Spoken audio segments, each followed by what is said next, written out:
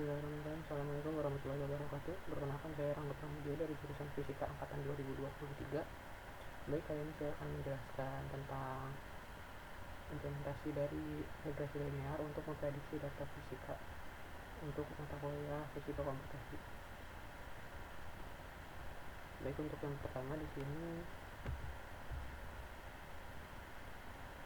kita menggunakan regresi linear untuk hubungan tekanan dan juga suhu menggunakan hukum Gay-Lussac, di mana untuk persamaan Gay-Lussac itu seperti ini, dan kita bisa menggunakan hubungan antara tekanan dan juga suhu untuk mencari konstanta K dari data eksperimen, di mana ini data eksperimennya, dan ini adalah pemrogramannya, di mana untuk hasilnya itu sendiri adalah didapatkan bahwa konstanta K nya itu adalah 0,3689 dengan persamaannya P sama dengan 0,3689 dikalikan dengan T suhu.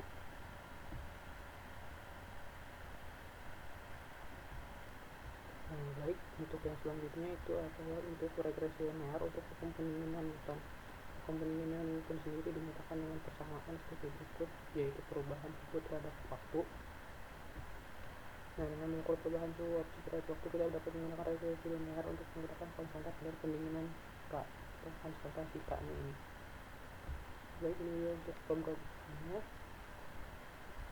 dimana di sini kita punya data T atau waktu dan T suhu dari objek dan juga suhu dari ruangan, suhu dari lingkungannya itu 26 derajat. Nah, di sini kita menghitung delta T dan juga Y-nya itu sebagai dari delta T. Nah, untuk hasilnya sendiri didapatkan hasil bahwa konstanta pendinginannya yaitu 0,034 ini dan memiliki tren penurunan seperti ini.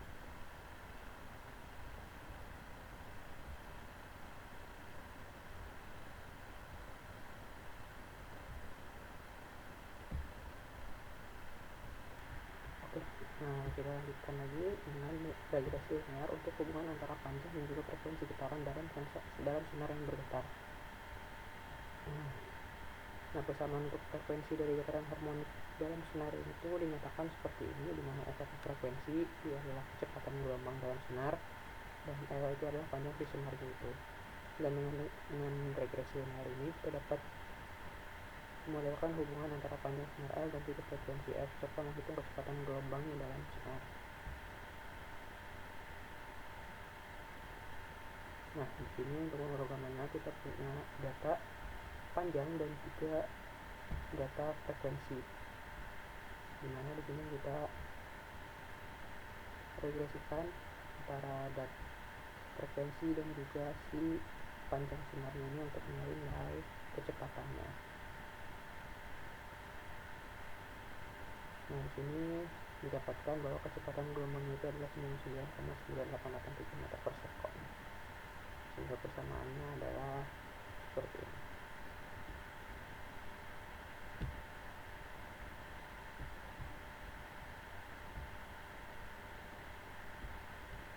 Baik, dilanjutkan lagi, kita menggunakan regresi linear untuk hubungan antara arus dan ketegangan pada bahan semikonduktor, di mana untuk persamaan arus menurut hukum Ohm pada bahan yang non-linear itu seperti ini, di mana K-nya itu adalah konstanta. Maka dengan regresi kita bisa menentukan konstanta K dan juga eksponen N.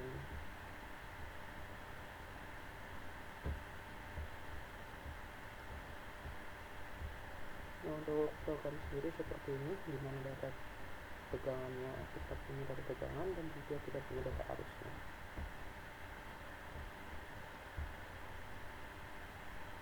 Dan untuk hasil sendiri di sini didapatkan eksponen dari N ini adalah 1,252 dan konstanta K-nya itu adalah 1,9696.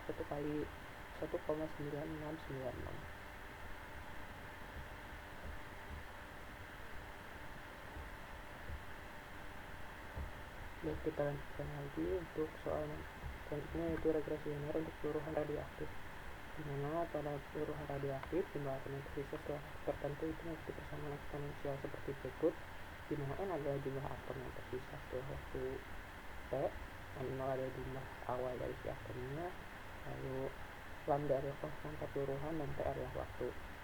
Nah, dengan regresi linear ini kita dapat menemukan nilai konstanta dari peluruhan si lambda ini. Nah, di sini kita punya data waktu dan juga kita punya data n atau si jumlah atomnya.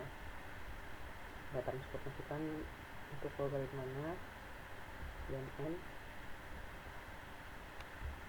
Nah, untuk hasilnya sendiri, nah didapatkan bahwa konstanta peluruhan dari si lambdanya ini adalah 0,0217 mol per sekon, dimana jumlah atom awal n6 itu adalah 99,86688. Nah, lanjut ke soal selanjutnya, yaitu regresi linear untuk hubungan suhu dan juga laju reaksi kimia atau hukum Arrhenius. Nah, hukum Arrhenius ini menjelaskan bahwa laju reaksi kimia itu berbanding lurus dengan suhu sehingga sesuai dengan persamaan eksponensial seperti berikut ini, dimana K itu adalah laju reaksi dan A itu adalah konstanta Arrhenius. E itu adalah energi aplikasi karena konstanta gas, dan juga T itu adalah suhu dalam satuan Kelvin. Dengan regresi linear kita dapat menentukan energi aktivasi dan dari data laju reaksi dan juga suhu. Nah, di sini kita punya data suhu dan juga data laju reaksi pada datanya itu, lalu kita masukkan juga nilai R atau konstanta gas, lalu kita masukkan persamaannya seperti yang tadi, kita transformasikan si K nya itu sebagai ln K yang akan diletakkan di sumbunya nanti.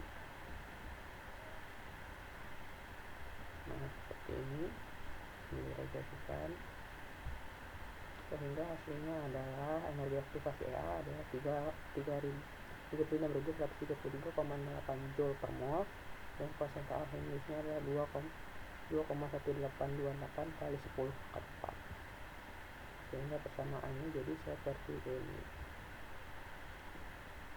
Lanjut,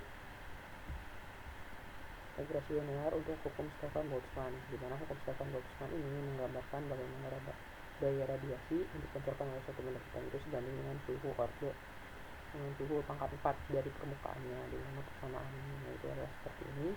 P adalah daya, lalu ini adalah konstanta Boltzmann,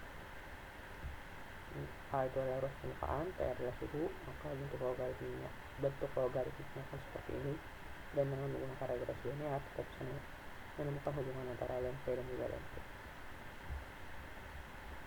Dimana di sini kita punya data suhu dan juga data dayanya itu, dimana di sini P dan P juga kita lenskan, dimasukkan ke regresi linearnya.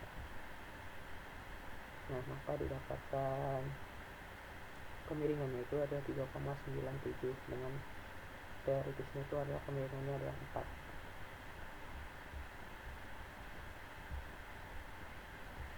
Jadi kita lanjutkan ke latihan kedua, yaitu analisis tren kenaikan gas karbon dioksida pada atmosfer Mauna, dimana datanya ini mengambil dari referensi ini, dimana tujuannya menganalisis hubungan antara waktu dan juga kadar CO2 di atmosfer, menghitung laju peningkatan rata-rata CO2 per tahun dengan regresi linear, lalu juga memprediksi tahun berapa kadar CO2 akan mencapai 450 ppm jika tren tetap berlanjut.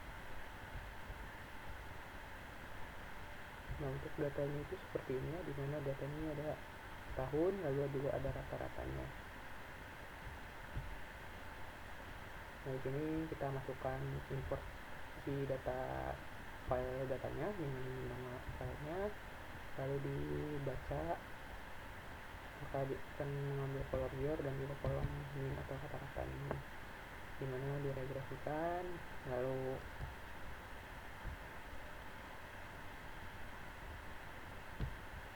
untuk hasilnya sendiri di sini. Nah, dengan kemiringan ini itu adalah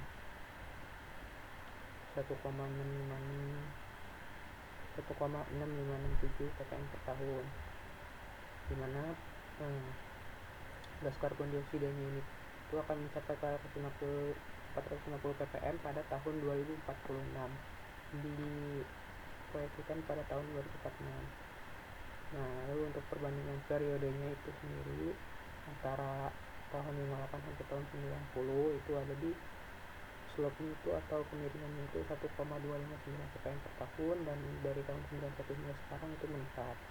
Nah, interpretasinya berdasarkan data dari NOAA maupun NOAA ini, kadar karbon dioksida di atmosfer ini meningkat sekitar 1,66 ppm per tahun dengan nilai si R kuadrat ini yang